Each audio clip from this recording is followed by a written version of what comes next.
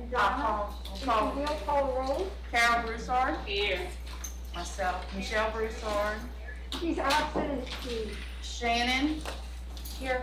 Trouble? Crumley. Yes, here. Okay. Matthew Goff. Here. CG's probably out. Here, she's out. Keith Johnson. He's on his way. Okay. Catherine Landry. Here. Angela's out. Mia Lemaire. Yeah, Angela's excused. Mia. Okay. Yeah, here. I'm sorry. Vernell Lemoyne. Here. Mary Jane Lewis. Here. Nancy Mouse. Here. Bush Mouton. Here. Clyde Stanberry. Shannon Thomas. And Deborah Thrower. She's probably Deborah's on her way. She's probably on the way from school. Yeah. Okay? Okay, that's fine. All right, next item on the agenda. You don't need any? Five, No, I still. approval of the agenda. Do I have a motion to approve? So moved. Second. Okay. Okay, Go ahead, take it. You got the names down? Carol approved and Quiet and good. Butch. Okay? We're gonna do a voice vote, but it will be recorded as a roll call vote. Any public comment? Phyllis, is this the only public? I'm the only public. I think there's no public right now. All right, all those in favor? Aye. Aye. Opposed? Next item, approval of minutes. I need a motion to approve the minutes. So moved. Second. Clyde moved, Brooks second. Any public comment? All in favor? Opposed?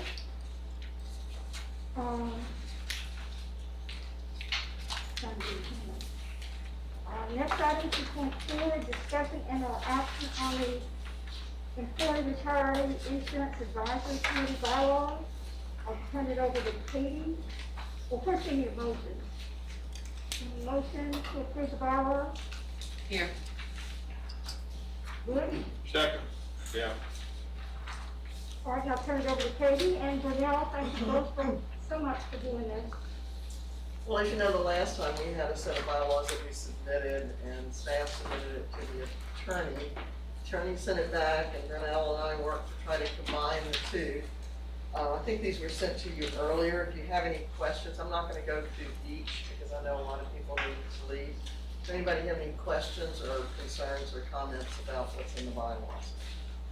We left in the guaranteed slots for organizations or employee groups because you asked to do that, and we did that. The school board attorney just wanted at large and only professional teachers guaranteed slots. But this committee has always consisted of, hopefully, most employees across the board so that every employee group is represented or has a voice in a self-funded insurance plan. So we tried very hard to keep that in there. The only comment I wanna make about it is the board policy required that as of the last open enrollment period, the membership changes based on the percentage of retirees to employees. So it's already accounted for in these bylaws. There will be 2 retiree positions open, and we had to lose 1 active member. And based on the recommendation of the bylaw committee, and I agree, the last person hired was C.G. Howard. So I spoke with her and she was her only concern was that teachers be represented. And if the percentages change, she would like to come back. We also have a vacancy because Vicki Sale retired. She has expressed interest in coming back, so she will likely apply for one of the positions. So when I get home tonight, I will send Ms. Morrison a letter saying we have a vacancy in child nutrition for an active member, and we have the 2 vacancies for retirees. Any other questions about the changes in the bylaws? All those in favor? Aye. Opposed? Need a motion? We have Oh, we did. a. Yes, ma'am.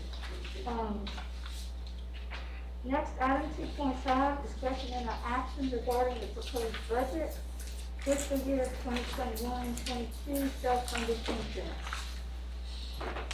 I need a motion and a second.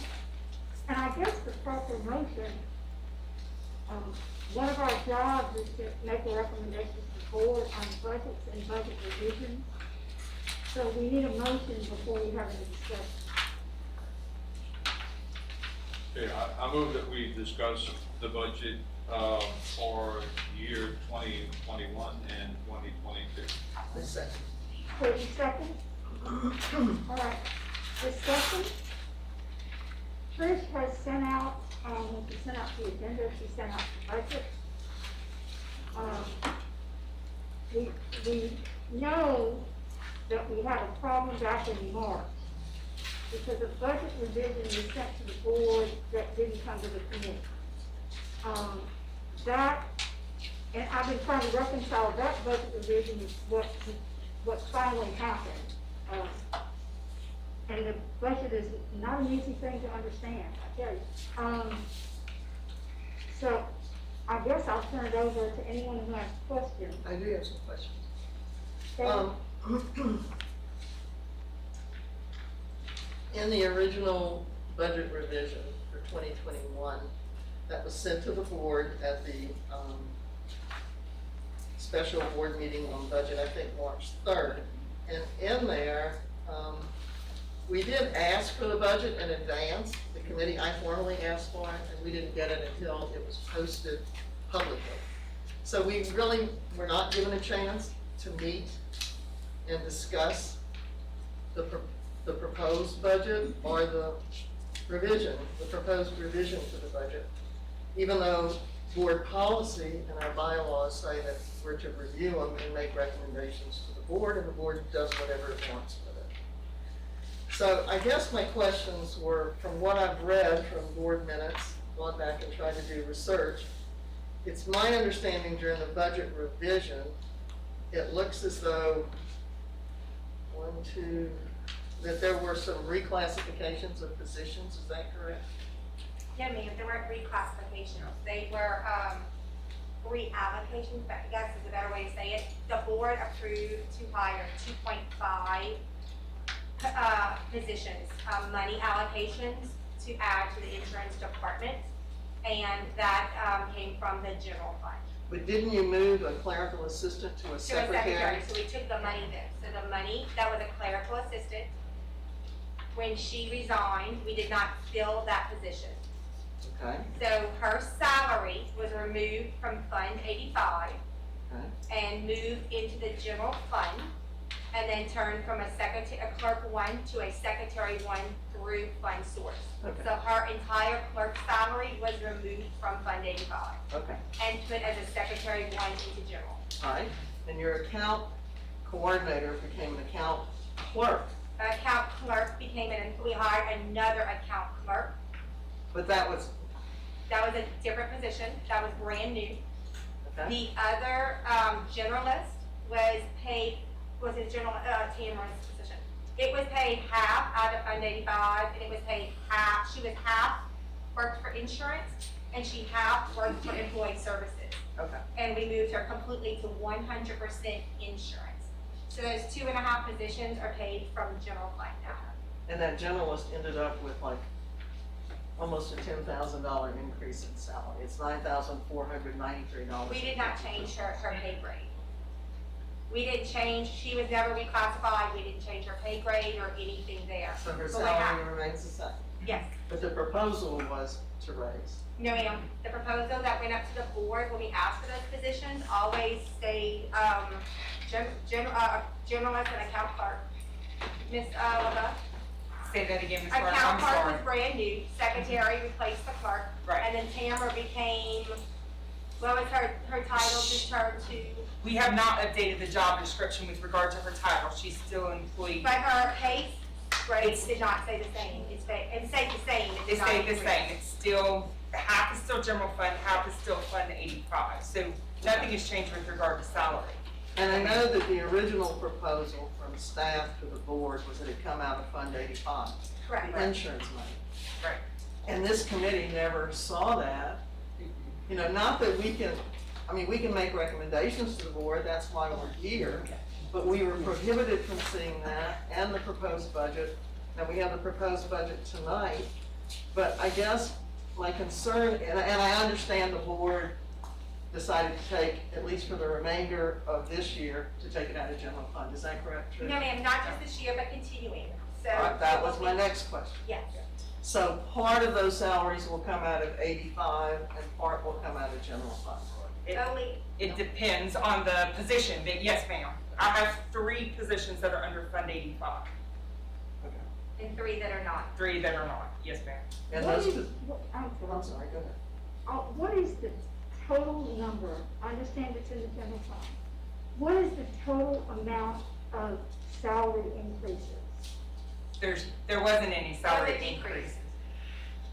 The clerk's position dissolved, Not in 85, you're saying there was no increase to the No, ma'am. general fund? correct, there was no To the increase. general fund, there was an increase, but not the Fund Right. 85, there was Right. 0 increase. I'm asking for the increase, whether it's general fund or not, I wanna know how much the salary increase, what that total number is.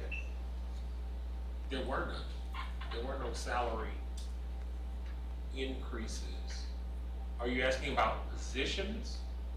How much more is it going to cost, either the general fund or the insurance fund, for those positions next year? But the general fund is not a discussion, it's just Fund 85, is that correct? Yes, ma'am. So if that's the case, then no ma'am, nothing additional added for Fund 85, because one is half of the employee services generalist, the other is half of the account clerk, or full of the account clerk, I'm sorry, and then a half of the retirement coordinator, The reason. and then my position. The reason the general fund is important here is because the original recommendation was to put these positions in, out of Fund 85, correct? It was originally under Fund 85, Right. yes ma'am. And then the board wisely moved it to general fund for 21, 22. That does not necessarily mean that for 22, 23, the board isn't gonna say to us, these positions are coming back out of Fund 85. They have every right to do that. So that's why I'm asking what the total increase was, so we can anticipate if that should come back to insurance next year, what that dollar figure would be. I'd have to pull payroll to look at those totals, because Matt, do you know? in all honesty, I thought we were discussing Fund 85, but I can get that info for you. Okay, well, let me, I'm sorry, Karen, go ahead. I have a question, I'm just trying to understand. Okay. So you have a half-time employee, part of that salary, half of one employee's salary comes from the insurance fund. The account clerk, the entire amount comes from the insurance fund. Correct. You have another employee, half, and she's a retirement coordinator, comes from the insurance fund. Correct. And your salary full comes from the insurance fund. Exactly. Yes, Has there ma'am. been any changes? This has remained the same? Yes, ma'am. It was still the same with regard to the retirement coordinator. They were still half and half. The generalist was still half and half. And then my salary plus the account coordinator's position. So all of that is still the same. So when these people get an increase in pay, which they will deserve, that will come out of the insurance fund, or does that come out of general fund? Based on them being Fund 85, it would be Fund 85. Am I saying that right, Ms. Gardner? Do you mind me asking, what do you mean about an increase in pay? Do you mean as a yearly step increase? Yes. Yes, ma'am, it just, yes. And see, I'm asking this question because we just had a premium increase. So I'm sure we're gonna have a meeting soon, retirees, and that's the first question I'm gonna be asked. When these people are going to get, I'm gonna tell how many people are being paid from the insurance fund. So are we gonna get another premium increase because we're gonna have a shortage in that insurance fund because of that? That's my question. Because it's, well, and I think if you look at it as a step for all employees, it's not just that fund itself is getting something that no one else is getting, it's just a step for all employees. I But think if it's it's a a, but if it's a I step, understand, yes, ma'am. if it's a step, shouldn't half come from 85 and half come from Yeah. general fund? That's where it should. And not all of the step come from 85 if we're splitting That's down what's the gonna middle? happen. Correct. If you're paying from half and half, yes. Yeah. Okay, The salary in the computer system is divided, so That's what I whatever thought. happens, it gets divided. okay, Okay. that's what I Yeah, thought, that makes It thank you. doesn't all come from that fund. Okay, so let me ask you this, so we had a change in title and job description from clerical assistant to secretary one, right? The position dissolved based on a resignation. The clerk's position dissolved, and So then, then you resurrected the secretary one. we, put in for a position with regard to the secretary one, so it's a totally new position. Yes, Okay. ma'am. And the account coordinator then was changed to an account clerk. No, ma'am, it's two positions. We have an account clerk's position and then an account coordinator's position. Okay, okay. Is The that the two separate retirement? positions. So essentially, it was a secretary one position that is new, and then an account clerk's position that is new. Okay, now my next question is, are these exempt or non-exempt employees? They are eligible for overtime. All of They are them? not. Yes, all 5 of them, with the exception of myself. I'm not eligible for my salary. Because you're an administrator. Yes, ma'am. So we can move on. First, would it be possible for you or Matt to give us a list? This is what I tried to get yesterday, but I clearly wasn't explaining myself well. A list of the positions in your department, Mhm. the names of the people in the department, the salaries of those people, and whether they're paid from the general fund, and, or 85, or half and half, whichever it might be, and what that total dollar figure increase is to the general fund for those positions. Okay, I can get that information. Generally, how much overtime do you have? Yeah. Without the exception of the 2 new positions that we got, it's been very busy.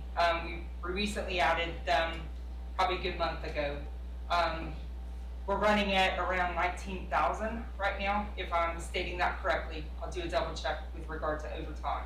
That's a year? Yes, ma'am, yes. But with the addition of these extra people, that probably will. Right, exactly, so we did reduce the budget to 5 for 5,000 for That's a overtime. year to date, or is that year? That's year to date, Okay. correct. So keep in mind, a couple payrolls have still not But we're processed. That July goes to out of July the fiscal too. year. We're not a January Yeah. to January, we're July to July.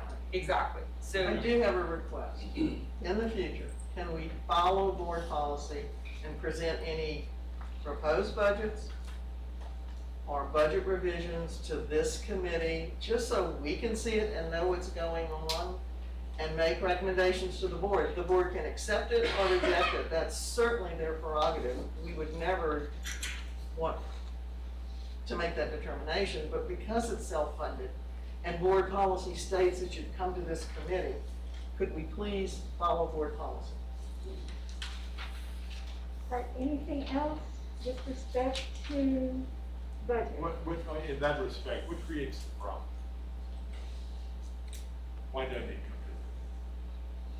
Ms. Nancy, I've received a text message. I believe I have those salaries. If you've got a second, you want to discuss them? Sure. Secretary one's position, let's see, let me take a look at it, make sure. Secretary one's position is, the 47 sounds way too high. $47,000, With benefits? $41.91. Forty-seven what? Correct, but 47. that's not, with regard to salary, it sounds like it's everything combined. That was everything combined, it's Yeah. probably a 15-year average, if that was put up before the board. Correct. That's probably what we asked for within the budget, depending on how many years of experience the person was hired with, that's not accurate. Would you repeat that amount? It's salary plus benefits. And what's that amount? Secretary one is 47,041 and 99 cents. In the account clerk two's position, Wait a second, the secretary one is, 47,000. no, got that, is she in general fund or 85, and who has the position? Well, Okay. we're not gonna call out her name, because that's tying a person to a salary, She's a a public record, we don't wanna do that. Yeah. Okay, just tell me if she's paid general fund or 85. General fund. Okay. This is with regard to your general fund questions. Okay, But that's all of the salary? I thought Secretary one half was general fund and half was No, ma'am. insurance? No, So no, all no. of it is general? No, No, just some this is one. and some aren't. Okay, count two? So Secretary 1 is all general fund. She's one of the new positions that we added. This is salary plus benefits based on a 15-year average. Okay. Does that help? $47,041.99. And then the account clerk 2's position, again, general fund, 15-year average plus benefits, $51,009.94. And that's general fund? Yes, ma'am, general fund. And then the, Today. say that again, I'm sorry. I said today is general fund. Yeah. And then the employee services generalist, which is half of her salary. So this is the half coming from general fund. This includes salary plus benefits, $36,643.81. So based on those three totals, I'm seeing her calculations at $134,695.74 based on those three sums. That's the number I needed. Thank you very much. And that includes benefits, right? That doesn't include benefits, so keep that in mind. Yes, ma'am. On a 15-year is what we figured out? 15 years. Yes, yes, ma'am. And you fill the positions. Correct, they are filled. Yes, ma'am. So we would hope that we can convey to the board next year that we want them to stay in the general fund and not come back to Fund 85. And the board was overwhelmingly supportive. It was unanimous of putting it into general fund and supporting the employees of putting them into the general. Yeah, and Ms. Gardner, the concern is, it's been such a bad year round for everybody Absolutely. in the system. And economically, I mean, morale-wise with COVID, that it's just a really difficult time to do this sort of thing if it were coming from insurance. General fund, that's a board decision. I'm just here to look at basically the insurance fund, so that was my concern. Some good What news. Katie's asking though, why they come to the committee, which would prevent a lot of this discussion, and, you would have, probably a lot more support in knowing what's going on prior to. So why is it falling through the cracks and not getting here? Do we need to change the meeting so that it would be before the committee, the board's approval? It wasn't my proposal to put it on, Mr. Lemoyne, so, I'm not sure how to answer that question. We saw the great need and we sat down with Mr. Guidry and the superintendent and saw the just extreme need of hours that everybody was put in with the EGWIP time consuming. Yeah, I'm not saying that, Right. I'm not saying that. What I'm saying is, like Katie prefaced it by saying that it comes to the committee before it goes to the board, just to review and recommend for or against or whatever. I do think we'll need to you would- restructure your meetings when you're looking at your meetings. So we need, I believe you'll meet in January. I think you might have to have like a late February meeting if it's just if you want to review the budget, in my opinion. Because we've already started the budget process by then, but we're not ready for your first meeting in January. So if the insurance advisory committee would consider a mid-meeting for We that. had some Zoom meetings like in February or Yes, we March, did. so Yeah. it could have been Yeah, presented. we did. Before we lose out, some potentially good news, thanks to Mr. Centani and Mrs. Trostclair. As we all know, there's money from the federal government to deal with COVID-related issues that the insurance fund has paid, whether it's vaccines or COVID tests. And they wrote to the State Department, who is making the determination as to which things can be funded with this federal money and which cannot. And Ms. Trustclair called me yesterday and said that it looks like they are going to allow a reimbursement of COVID direct expenses from LPSS to go back into our insurance fund. So if that happens, that would. Really? Say that again? Did I hear right? Yeah, Back to the insurance fund. yes. Awesome. If- I don't know what the dollar amount is, and they don't know yet, but hopefully that will happen. Awesome. 2.6, BCBS antitrust settlement, I don't know who wants to handle that. Chris, you want? I was just gonna, make a statement with regard to the Blue Cross, because you had questions. Just wanted to give further direction that we we have obviously been notified from HUB with regard to the antitrust lawsuit that was being worked through with Blue Cross. It's done directly through the attorneys and their law firm.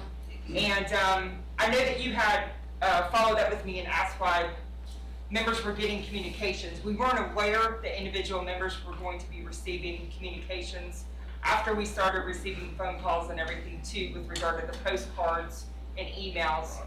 We put together some sort of communication. We emailed to the active members, notified them that they do have, if they have the health insurance from that time period from September 1st of 15 through October 16th of 20, that they may be eligible if they had our self-funded health insurance, that they could go to that prospective website, key in their contract information, and possibly be eligible for a claim should and if we find out later on that we'll receive those monies. To my understanding, they're still in the process. They're getting information from members to include employers that are eligible. We're not even sure at this point in time whether we're even eligible. Notification would come in the spring of 2022. But we did send out a postcard to retirees, and we did send out an email to active members to go directly to that website or call the antitrust website, the telephone number that's listed on there, the 888 number, for more information. So we've gotten a few phone calls, and we've redirected to that telephone number or that website. Okay, So let me tell you so about if they lost telephone. the court, you sent them, because they threw, most people threw the first one away, thinking it was, oh God, another advertisement. And if they lost the second one, they could, like, I still have mine, they could use mine for the information and call and do whatever. Yes, sir, and they don't need there's a identification number on some of those postcards that they sent out. You don't need it. Let's just say they did throw it away. They could still go to the website, they could contact us, we could give them that information if they needed the link. They don't need that specific identifier. But that's the main- first thing they ask for, Trish, when you file. The first thing is, what is your personal ID? Right, you don't need it though, you can click through Continue it. on. Yes, ma'am, yeah, that way you can still file the claim. See, If I'm they- gonna if they're talk still about confused, the if they're still elderly. confused, they I'm can sorry. call you and find out. Yes, sir, yeah, they can still call us, we're going to, in all honesty, we're redirecting to, All right. because it's that, the lawyers in charge of this lawsuit that's got specific directions with regard to the lawsuit, so, but we can point them in the right direction. Okay. We give them the website, we can give them the telephone number, so if they need assistance, they can certainly You contact us. just said that we may not even be in it, we don't know if. They're working through that process for eligibility. It's in And the then lawsuit, when will it's not they- settled yet. It's not yet. Right, yeah.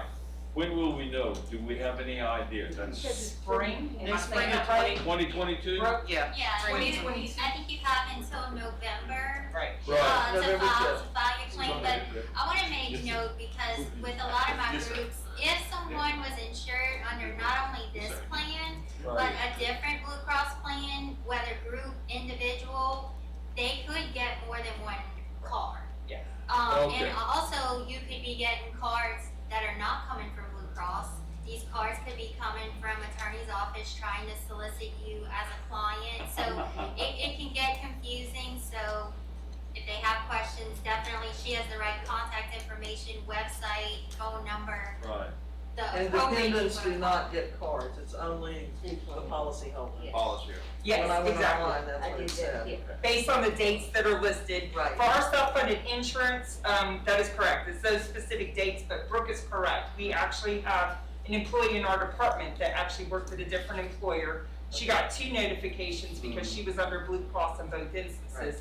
It actually goes Okay. back to all the way to 2008, but we're eligible for that from the 9/1/15 to the 10/16/20 time period. Trish, this is my problem. I have people that have called me, y'all gonna soon put me on the payroll, where I'm sitting on my computer and filling their claim. You have elderly people, listen, I did it for a lady, I called the number, I could have gotten her a claim form, she said, but I wanna tell somebody my information. Listen, I stayed and I waited with this number right here on hold, 15 minutes, that's just me, and I didn't have any patience. So then I told ma'am, just give me your information, and I have done that for at least 5 people, I'm waiting for one more person to call me. Can you provide a number where they can actually speak to somebody? I'm asking, speak to somebody and actually give them that information? Because you're looking at somebody 85, 86, 90. In all honesty, our Blue Cross rep has advised us to redirect members to that 888 number too. I have had to send out a couple paper claims. We've done that for members too. Then what I'm going to ask you to do is I'm going to ask you to forward me one of those paper claims. Okay. So when Miss Susie Q calls me, I can either do it on my computer or I can tell her I'm going to send it and help her fill it out. There has to be an answer for somebody who needs help. Right. And this number is not the answer. I'm just saying. Okay, and my concern is, obviously, the system's already filed as the employer, which is great, because we may get some reimbursement or some claim money. But had this committee been told, we could have let our groups know to be looking for, this is coming down the pike. So when they got a Blue Cross card from the settlement person, I mean, a lot of them threw it away. They were digging in the garbage can. I even had a person yesterday, retiree, call and say, look, I brought this to my accountant and he said it looks like a scam. And I said, but you got a card from LPSS. Well, yeah, but he thought that was part of the scam. So, I mean, if you could let us know ahead, if you know this is coming down the pike, we're not gonna get everybody excited, but just say, look, guys, something may be coming, just be on the lookout for it. Because so many retirees threw the cards away. And, you know, one girl, she said she had bacon grease all over it and that kind of stuff. But if we can just open up communication and communicate, and that's the purpose of this committee, is so we can go back to our groups and say, guys, look, there may be a claim coming, so we don't know if Blue Cross is gonna send it or who's gonna send it, but if you just let us know that something may be coming. Well, we weren't even aware that individual members were going to be eligible. So we weren't aware. nobody was alerted to that, and then we started getting cards.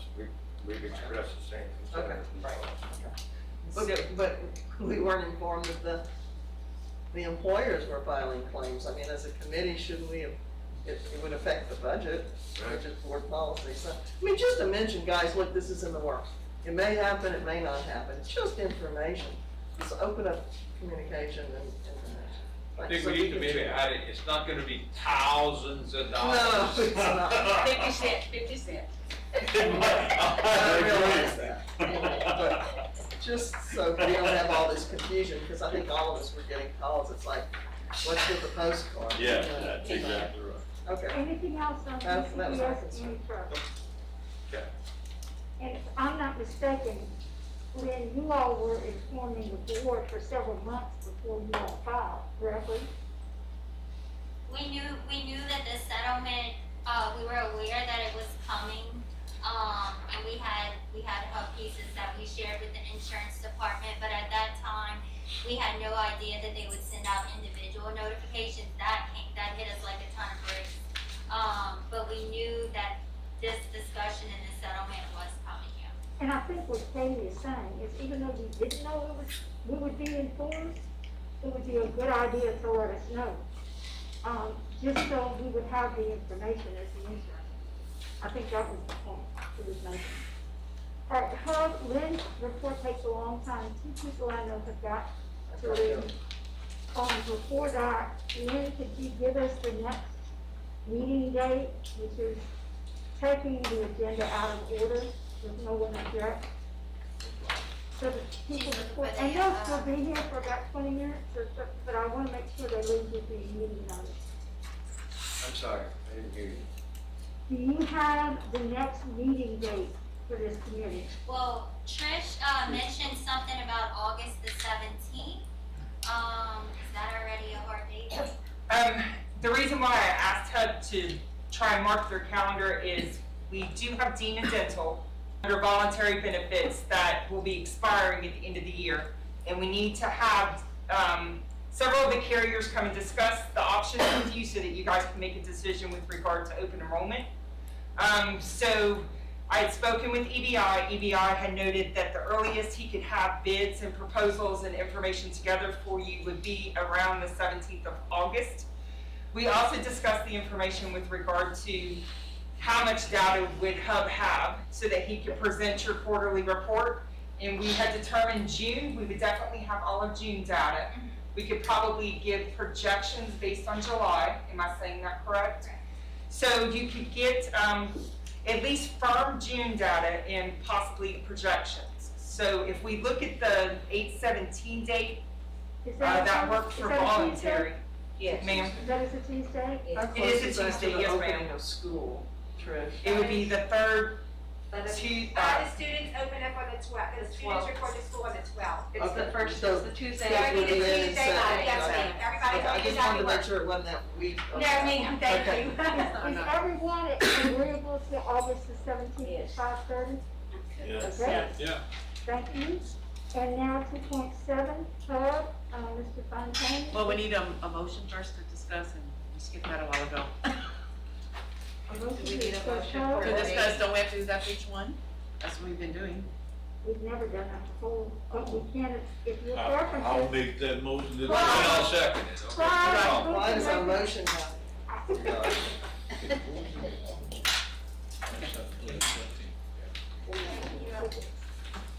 All right. I assume everybody's got, packets in front of them. Okay. So we'll start off with the summary on page 1. First of all, so nice to be, with everybody face to face. It's been a good, long time. Glad to be here. Made it through a lot. And so we start with page 1 in the summary here. Of course, we're talking about the first quarter of 21, comparing to 2020 and previous years.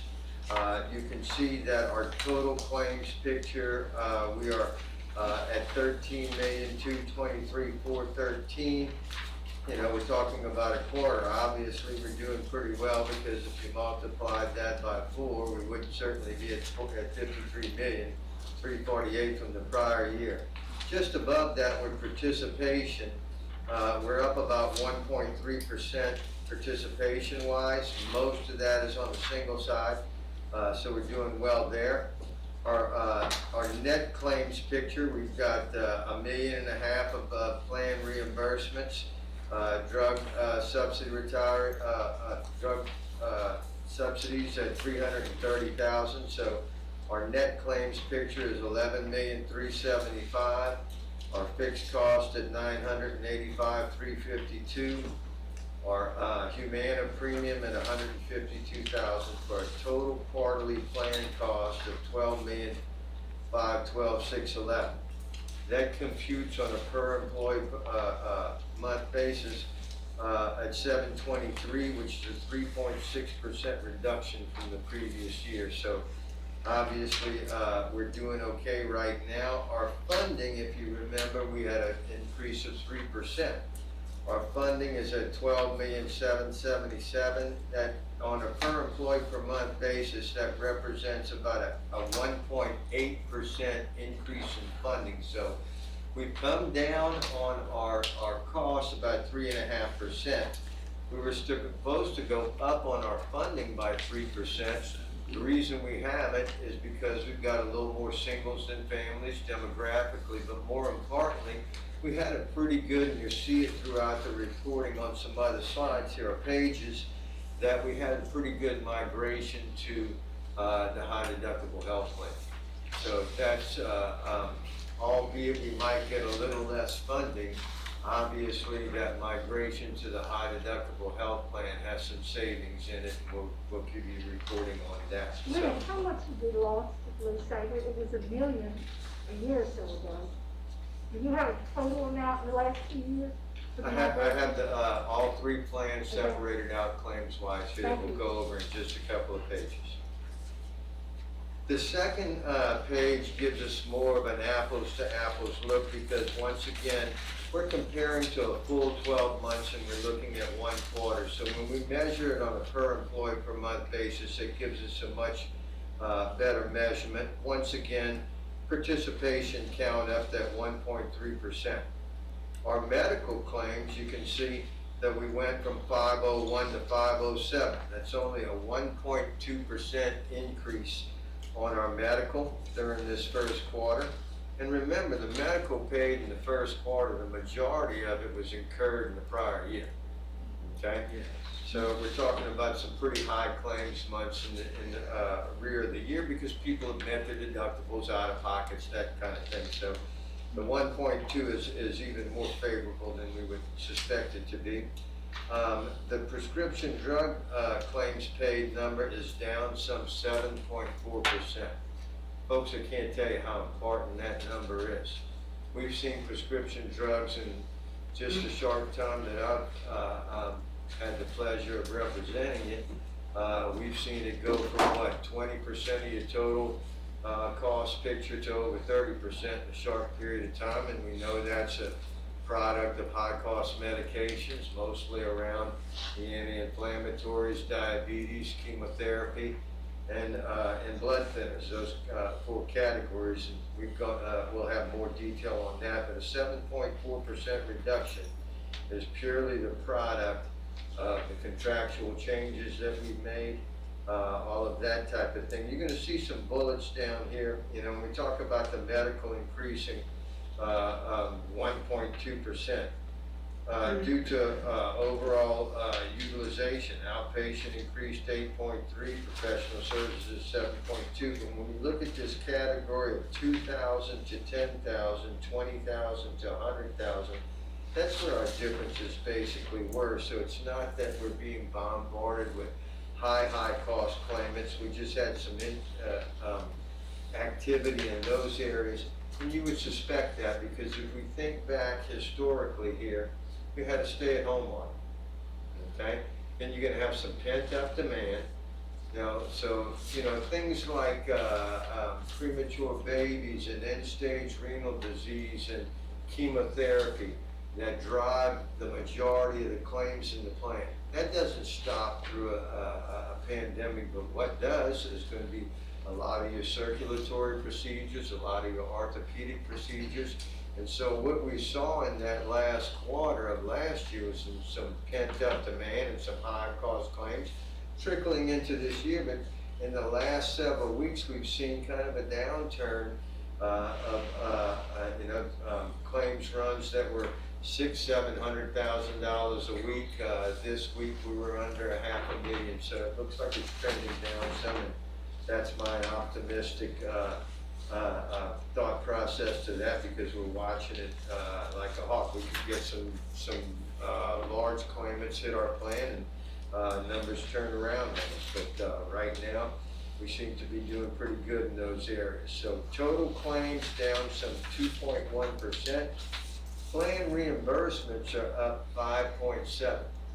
So at the end of the year, when we had these high cost claimants, we received a little more reinsurance than we have in previous years. And of course, the work that we're doing on the drug subsidies and the egg whip and all of that is working well for us. So net claims paid, if we're down 2.1 on total claims, we're actually down 3.5 on our net claims. We're down 3.3 on our fixed costs.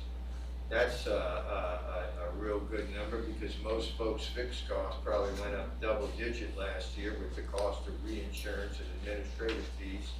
But some strong negotiations there and some analysis on our deductible for our reinsurance helped us out there as well. So the total Blue Cross plan cost, claims, less any reimbursements, plus fixed cost is down 3.5%. Our Humana retiree premium down 5.6%. We had a good renewal on that. Total plan cost down 3.6%. Now when we look at our funding, we're almost at break even for our active and retiree contributions. Board contributions are actually up 2.4%, and our total funding up that 1.8%. That gives us a net reduction for the system of about 5.3%, because if our cost of the plan went down, our funding went up, naturally that net cost would be reflective of that. At 5.3%, that's a pretty good number there. So pretty decent first quarter. I'll take you to page 3. And obviously in these first 2 months, we've got those high claims coming in January, $3.1 million on the medical side here. That was a deficit month of about 323,000. Closer to a break-even month in February. And then, of course, we get our first quarterly rebate for our prescription drugs in at $1,323,227, which gave us a March of a month of surplus of a little over 700,000, which brings us to a surplus in the first quarter of 264,400. Forecasting for April looks to be almost a dead even month with really no surplus or deficit. It looks like the expenses versus the funding are gonna be about equal there. The next page on 4 is just historical information there for you, and actually, 4, 5, and 6 are. You kind of look back at your fiscal years and things like that, I always include that for you. When you go to page 7, we start to talk about demographics, and with all that we've been through, and as many times as you heard me say this is one of the areas that we really watch closely because it can affect your plan very quickly. So we know we've got an all patch, and that industry has had its challenges in the last several years, and then when you put a pandemic on top of that, we've had some challenges there that we want to monitor, that we're not taking on a large amount of membership or a large amount of risk and all of that. I'm pleased to tell you that our spousal participation actually decreased. We had 2,111 spouses covered this year. Last year, 2,116, so we came down just a little bit when you think we would have increased that. So our dependent participation stayed. Our single participation increased 2.2%. Couldn't be better than that. If we're going to increase, you want it to be on that single side.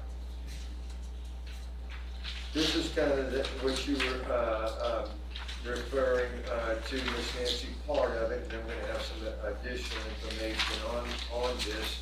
But you can see we had some migration to both the enhanced, just slightly, but more so towards the Blue Saver plan, which is our high deductible plan. So enhanced employee only went up about 3.4%, family stayed the same. Our basic, actually, the single stayed about the same, but the family came down 3%.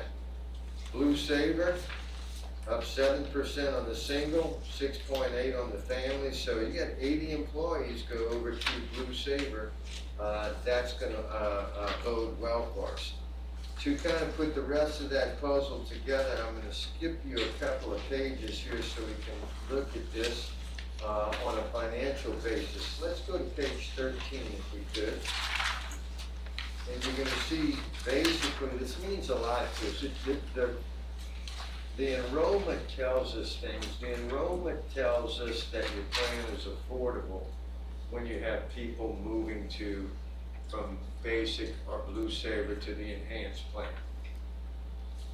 Because if we were having a rough time with our rate structure, we would have people going in the opposite direction, okay? At the same time, we all know that we've got, risk and fear a little bit elevated because of the pandemic. So maybe that's also a reasoning for some folks going back to the enhanced plan. But the migration to the Blue Saver is absolutely positive.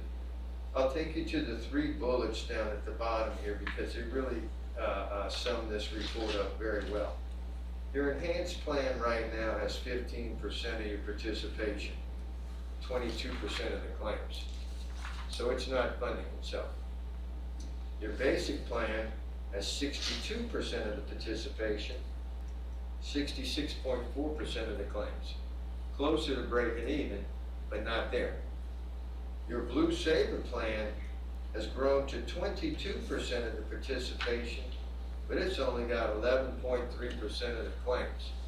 So obviously, Blue Sabre is really working well for us. A little bit that we lose on the funding side versus the migration there.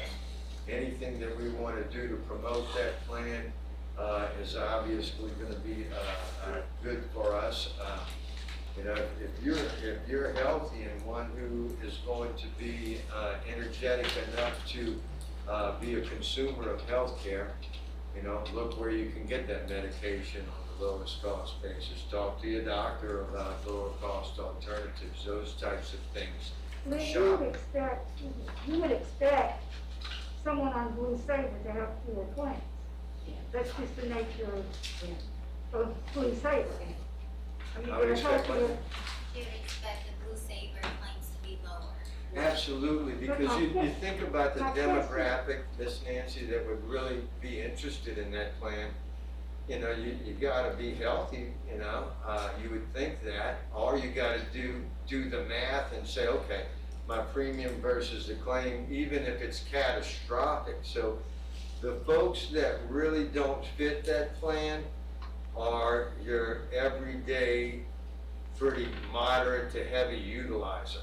Now, if I knew that I was having something catastrophic, remember that high deductible health plan has a competitive out-of-pocket on it. I would still take that plan, save my premium, because I know I'm gonna blast through that deductible in the first month maybe, depending on when my procedures or health care would be. So you're correct in saying that's an area that you would suspect it to be, but the more we can promote the education of that, because when we look at your statistics here, statistically a large part of this group is very healthy. Because we keep saying, What is the total revenue that has been lost with the migration to Blue Sabre? Just want to know what the revenue loss, the migration. we can figure that, I have not computed that, but basically if we're at a 1.8% increase and we was to be at a 3%, we just take the delta of those two and that would really kind of be it. You know, but it's washed a little bit by the folks that moved up to enhanced. What, do you have it, or you writing it down? I'm writing it down. We'll compute it. So that takes us actually back to page 9. We always talk about the growth of the enrollment or participation, and that's the number of employees and retirees. Number of people, of belly buttons into your plan is certainly not outpacing our employee or retiree growth, so that's a good thing as well. If you were taking on everybody that came, put all of their dependents on, that would be an increase in cost as well. On page 10, we talked about the medical already, but this shows you graphically. We went from 501 to 507, most cases having a much bigger increase, and you would have expected more, but we've actually had some good months here lately. And of course, this is a gross number. This does not include any of your reinsurance that's actually brought some of those figures down. On page 11, even when we had a high cost claims increase, the cost of our high cost medications, the utilization of high cost medications actually grew, because you can see the high cost medication bullet on the bottom of this page. We went up a couple of percent on high cost meds, but at the same time, we decreased our total prescription drug spend some 7.4%. That's purely from the contractual negotiations, from rebates, discounts, all of that type of thing. And actually, this is the lowest number we've reported since 2017. From a total claims perspective, It does. It's inclusive of all pharmacy. Thank you. next time I come, I will have my new hearing aid. I'm audited. Total claims, on page 12, that's, with the combination of a slight increase on the medical and a pretty significant decrease on the prescription drugs. We're at an overall decrease of 2.1%. When we take your, claims net of plan reimbursements down 3.5%. We covered, page 13. On page 14, our total cost, as recorded on the first page there, down 3.6%. The second bullet, I always compute this, and boy, this is a good number for you guys to tout. Not many systems can say that their average cost since 2012, and of course that's a 10-year period, is 2.5%. Folks, during that period of time, we've had trend. Now, in the 2012 area, our time period, you had trend of what? 8, 9, 10%, came down to, let's say, 6. We're running at about 9% is what most actuaries are talking about right now.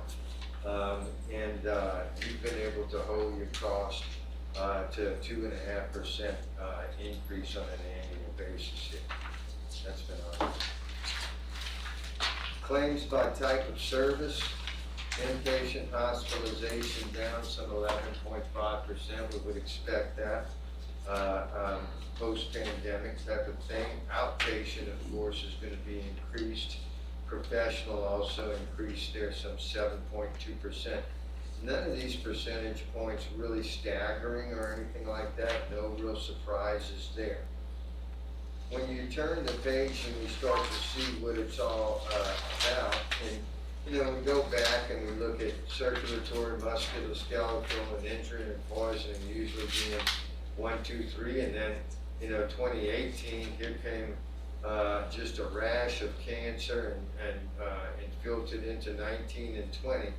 So what's really come down for us is cancer. Injury and poisoning is way down. Muscular and skeletal is down. Circulatory up. And of course that undefined captures a lot of the COVID claim as well. On page 17, when you look at it on an outpatient basis, that factors influencing health number that's come down, that's chemotherapy. Majority of that's chemotherapy. Big increase on the circulatory. Cancer's about even at neoplasm, and then of course an increase on musculoskeletal. So a lot of the things that people might have put off, let's say cardiovascular wise, or circulatory wise, and musculoskeletal, a bit of a snapback on that last quarter of 2020, first quarter of this year, but it seems to be normalizing. And then when we take a look at our top facilities, pretty much the same mixture, but I want to point out to you, no MD Anderson. Okay? That bodes well for the plan. You don't see MD Anderson in your top 5, that means you've had a reduction in your cancer claim on most times. So a bit of an increase for Lafayette General, a bit of an increase, a break even on Lords, and then of course Park Place up just a little bit. No Lafayette Surgical, it's just part of the mix of how it fell. I can tell you this, in some of the saving strategies that we'll be looking at, with those 2 facilities, anytime we talk about a narrow network conversation would probably be not well received, because you got folks on one side of the room that go to one facility, folks that go to another side of the room, they go to the other facility. And a narrow network is usually going to include one of the 2, okay? We want to start some conversation with both of these facilities along with Blue to see if we can garner some additional discount, because at $1.8 million, $1.6 million, it's a big chunk of money. If we can get a few more percentage points off of that, that could be a saving strategy that doesn't involve changing a benefit, doesn't involve changing a premium. Okay? So those are some of the things we're looking towards. I might add, some doctors will not go to some hospitals. Staffing privileges are not the same in all the docs, right? That's correct, so that's, we would actually have to have the It's two. all in part of the mix there. Right, yeah, okay. On 19, do not be alarmed here that we went from 87 to 85 on your prescription drug generic utilization. Okay, it's quiz time. Anybody want to guess why? That's, What is a vaccine, brand name or generic? Brand name. That's the reason why you see it going from 85, from 87 to 85, because it is your third to highest utilized prescription is the Moderna vaccine. Okay? So that's a good thing as well. So don't feel like your membership is not adhering. And I will tell you this, with the all of the systems and municipalities that we represent report, 87% of a group with such a high retiree count is a very, very good number. So good job to communication, good job when we're onboarding people. They're very compliant. So we're using generic medications that 87, 85% of the time. Good thing, because even at that percentage, it only amounts to 12% of your total spend. And that's reported on page 20. So if we basically flip the coin, if we're using generics 85% of the time, and it's only 12% of the spend, that means that 15% of our medications are driving 88% of the cost. Don't be alarmed when you see the downturn in number of prescriptions on page 21, because when you take the AgWip folks out of it, that's actually going to lower it, and that's basically you're measuring it on non-Medicare eligible retirees and active employees who are obviously demographically going to be taking less medication than the Medicare eligible retirees, just from a demographic standpoint. On our top prescriptions by number of prescriptions, no hydrocodone, folks. No depression or anxiety medications, folks. That's a good thing. But they're being number 3, but when you look at all of this, and it's all the things that it should be, as far as cholesterol meds, high blood pressure, things like that, thyroid supplement, it's all of the things that it should be. Don't be alarmed at only 987 scripts in 3 months for the vaccine, because I'm certain that folks might have gotten the vaccines and other sources and didn't pay for them and things like that. Yeah, so specifically for the AgWip, those members, it would have been filed under the Medicare ID card, and it wouldn't even show up on this report. So there's a lot more people vaccinated than was showing up. I don't want you to use this as a scale of how many of you people got vaccinated, because it's only a small portion of it. Just so you know, we're still getting complaints about costs, medication costs, during the AgWip. So, you know, and I know Trish got a text from somebody in Alabama that I told the contact to. So I don't know the specifics, but. Yeah, I mean, we can look into anything. I know when we did our analysis too, there's tons. I know some of them might have went up a little. Some of them actually went down a lot too. So I hope you guys are seeing that as well, because some of those drugs have drastically decreased. I'm not gonna get those.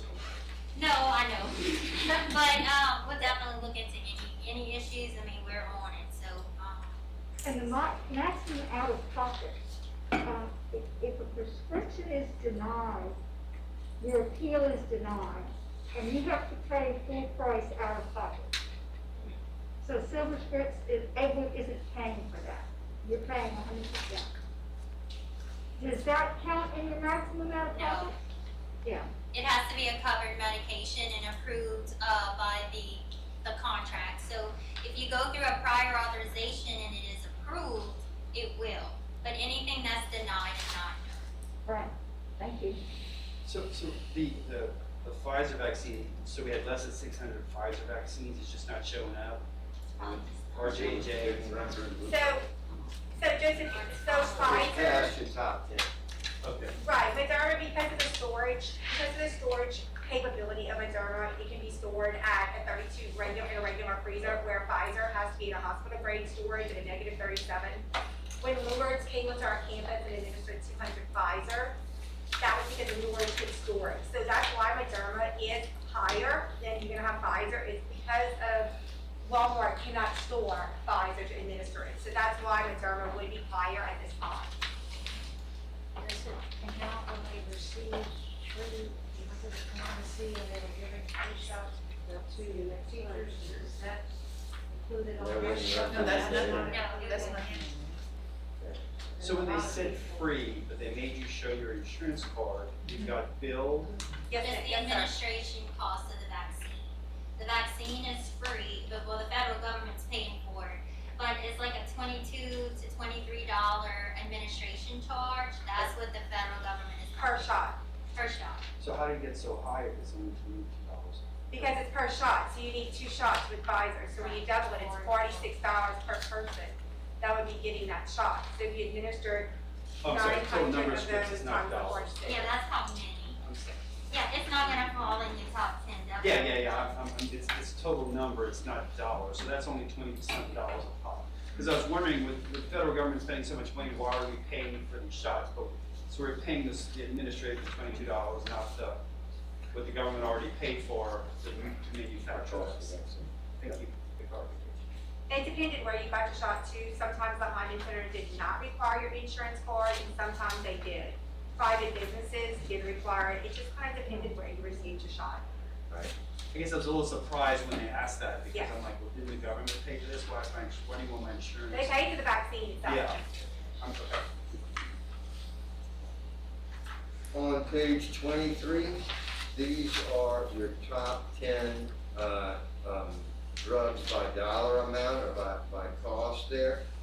You'll see that first bullet states that it's only 2.2% of your total number of prescriptions, but 32%. So basically, if we're doing some rounding here, 2% of your prescriptions are driving 1/3 of your total prescription drug costs. That's phenomenal, folks. It's mostly going to be these anti-inflammatories, anti-rheumatics, diabetes, and your blood thinners there. Your blood thinners and your diabetes was about break even year over year, but we had about a 28%, 29% increase on our anti-inflammatories. And if that's when somebody gets on a Humira or a Stelara, Humira, depending on the dose, runs about, $5,000-6,000 a month. Stelara is over $20,000 a month. Okay, now, do we have the checks and balances in our plan to not allow somebody to take Stelara right after they looked at the commercial and go to their doctor the next day? Absolutely. Do these medications have a list of side effects a mile long that the member probably isn't dying to go take some Stelara or anything like that? Of course, but they do keep folks out of the hospital. Rheumatoid arthritis and plaque psoriasis from a moderate to severe level. People think that the psoriasis is nothing more than a skin rash, but both of them are debilitating and can put you in the hospital and put a lot of cost on the health side. We've got a lot of management in the plan to keep this as a minimum, but it does make for an increase when you get another couple of folks on it. And when you talk about these Xareltos and the Eliquis, I mean, anybody who had any kind of circulatory problem remembers for years and years and years of basically when you talk blood thinner, you were talking one drug, and these drugs have come out recently to replace that, and they are quite expensive. I think it's also worth noting, the medicines like the Humira and the Stelara, there are often not generics available for these There are not medications. any generics available. No, there are not. So I just thought that that was worth noting for the committee's information. It's not the kind of thing where you can just get a generic and save the money. It's not an option. And even when these drugs go, lose their patent and they become generic, the supply and demand of them really isn't gonna lower the cost that much because it's not that many therapeutic equivalents for these types of medications. Right, and even the generic versions of these medicines that come out, it's not exactly the same formulation, which is why a lot of the doctors who prescribe these things are hesitant to prescribe a generic Right. versus the name. On page 24 with your PPO savings, obviously the reason why we're still with Blue is this network. You know, their administrative costs are competitive, but this network, when we look at the choice, it's pretty tough to find a doctor or hospital that doesn't participate with Blue Cross. The next page is basically going to tell you that. Your PPO savings running at almost 69%. And then you talk about some of the other carrier networks, and you know, second place might be 57, 58%. If we lost 10% of our PPO discount, we're not talking thousands of dollars, we're talking millions of dollars. So it's really, really important that we have that number there. And like I said, 97.7 or almost 98% of the claims are all paid in network there. So doing real well with our network, doing super well on page 26 with our fixed costs. So not many plans can say 92 cents on a dollar is dedicated to claims. That's low overhead, folks. Medicare, government's not running that program for 8 cents on the dollar. I can promise you that. So we're doing real good. Most fully insured plans, I get questions from time to time on the larger self-funded plans. Well, why don't we just go straight to Blue Cross and pay them a premium and stop all this self-funded stuff? Because if your overhead and your fixed costs would probably go from 8 cents on the dollar to about 15, 16 cents on the dollar. And once again, that's not hundreds of dollars or thousands of dollars. That gets in the 7-figure mark. From a contribution analysis, plan cost net of employee contributions, once again, with our costs going down, our funding going up, we're at a 5.3% decrease, lowest it's been since 2017. And if you do a 5-year average of the previous years, it comes out to $723. We're right on our 5-year average. Page 28, just a little more detail on the claims variance there. You can see we've had some success on our claims over 100,000. We're actually a little lower than the previous first quarter of 2020. Same thing with that $10,000 to $20,000 category. We're up about 463,000 year over year, but of course we're also up on our reimbursements. We've got lower fixed costs, all of that resulting in a 3.5% decrease for this quarter. And we're watching these numbers super close. We get claims every week. And looking at that, at this August 17th meeting, I'm going to be prepared to talk to you about a number of different saving strategies. Some of them you're going to like, some of them you might not like, but you deserve to see them all and vet them all. We'll be talking about trying to procure deeper discounts at some of our high utilized facilities. We'll always look towards some benefit alternatives that can save us money. We'll always compute what premium increases do for the plan. and everything in between. So some strategies will be presented, and of course we'll have some updated claims, but very close monitoring of the plan. And right now, when I looked at it compared to budget figures that we were running, we're a little under budget. The plan is running under budget on most of the categories here, so we're doing all right.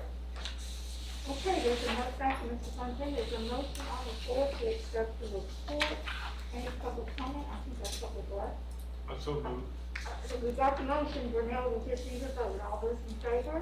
Aye. Anyone opposed?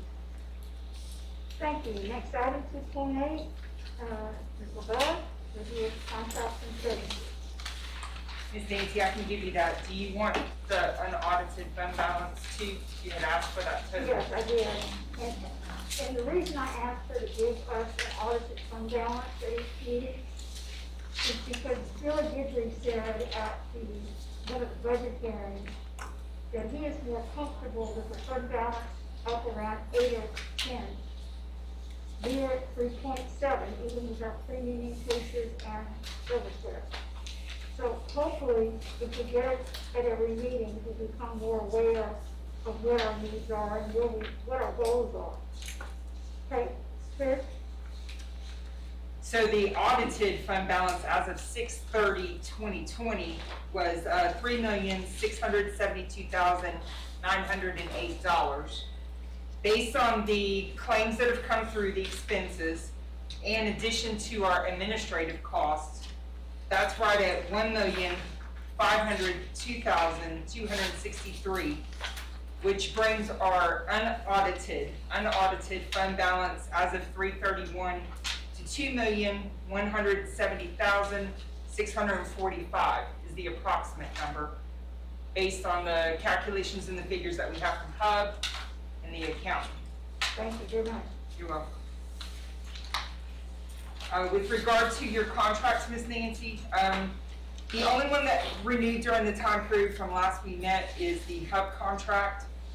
It auto renews unless we make any written cancellations.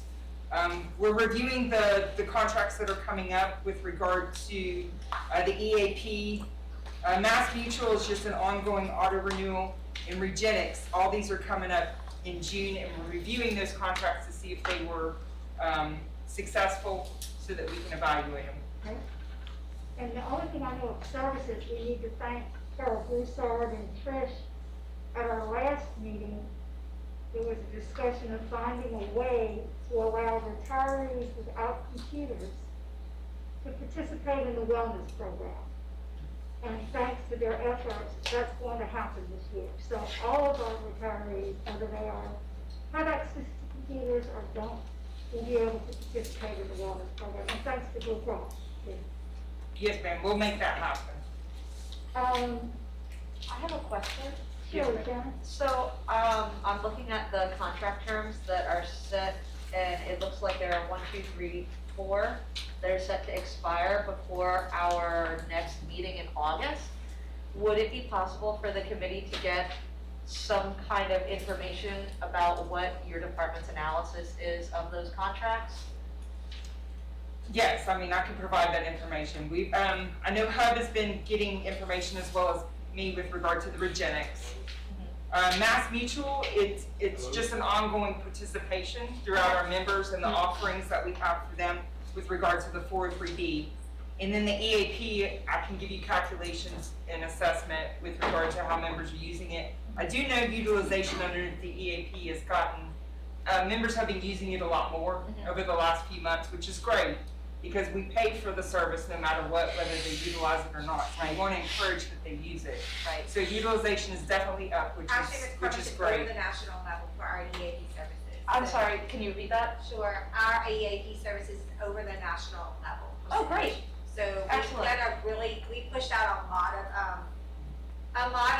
of information for our employees to use it, and they are taking advantage, so we're very happy with that. Yeah, I know I've sent my coworkers there before Yeah, too. we're very happy with referred the people there too. Excellent. And keep in mind, when we looked at your high cost, your top drugs, by depression. prescription count, Most of my other systems I report to are laden with medications there for depression, anxiety, and contacting that EAP and talking about the problem versus calling a general practitioner and getting a script is a whole lot different, folks.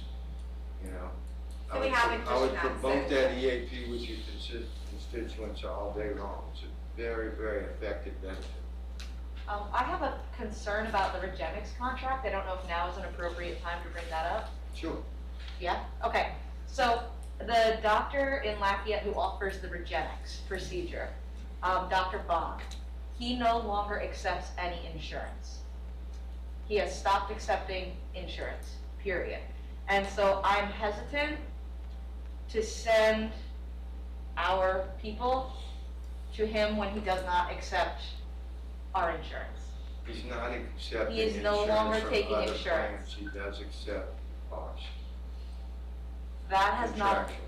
been my, I I'm haven't, gonna verify that tomorrow. because I have not sought Regenix services personally, but I was a patient of Dr. Bond's, and I did get communication from him that he is no longer accepting any insurance. Yeah, so, and I'm pretty sure, going off memory here, but I'll double check for you for sure, that we were notified that they don't accept insurance, but they have a Regenix contract, so they accept Regenix.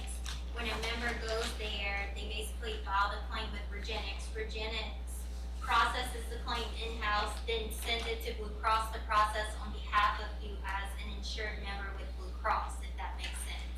It does. So he's like a Regenix provider, files to Regenix turns around, files it to Blue. It's a circle, Right. but I'll It's- verify that for sure, but I'm pretty sure that's what's. It's just a concern that we're referring people to a provider that they can only get this one thing. They can't see him. He's the only guy in the state. Right. Okay. That's just I have trouble with that, and I thought the committee should be aware of that he does not, as a doctor, he may be able to file with Regenix, but he does not take our insurance. His office that Since service. inception of the contract with him, this is the second round where he's kind of wanted to peel out from this. Regenix is in conversation with a couple of other doctors in the state. There's only so many throughout the entire country, and when you talk about this type of technology, Regenix is the only entity that has the ability to actually file it through an insurance plan. So Is it FDA we're approved? not paying for any of this, anything for this contract, but boy, if somebody does utilize it, we save a ton of money. Is it FDA approved? We had heard at one point it was not FDA approved.